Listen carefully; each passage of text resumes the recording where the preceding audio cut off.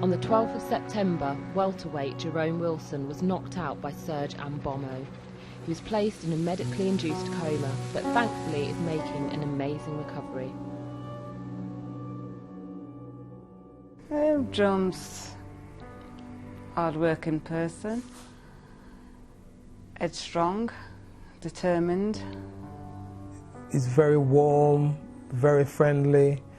He's like a motivator.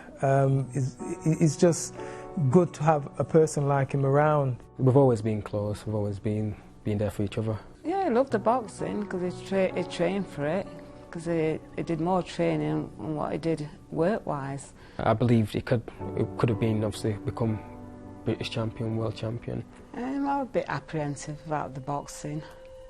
Actually, on the way to the fight, one thing what did stick to my mind was, like I said, obviously he knows he loves all his family and that. If anything was to happen to him, obviously tell everyone that I love him. But I basically looked at him and thought, stop being silly. I said, why are you having them thoughts into your head? And I looked him deep in his eyes, and he goes, Dad, I'm 100%. But the 100% that I heard from him, it didn't feel like 100%. My memories of the actual fight is when Jerome got that last blow, what floored him.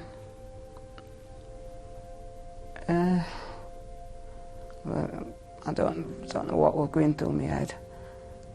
All my stomach just turned and I was sick at the ringside.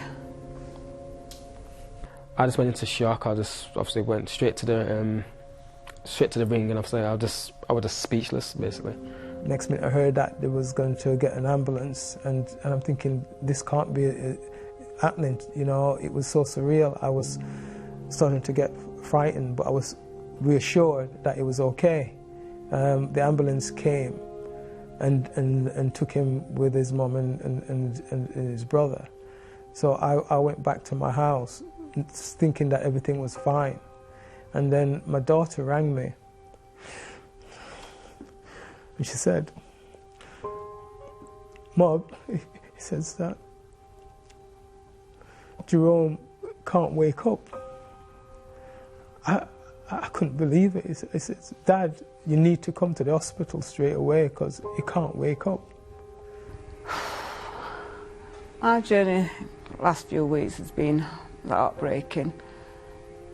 I know deep down I could see in the doctor's eyes that they were preparing for the worst, basically.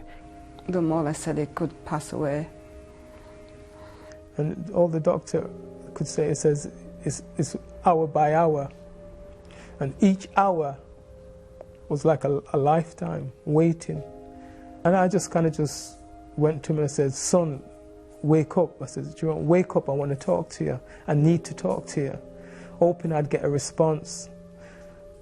I got no response.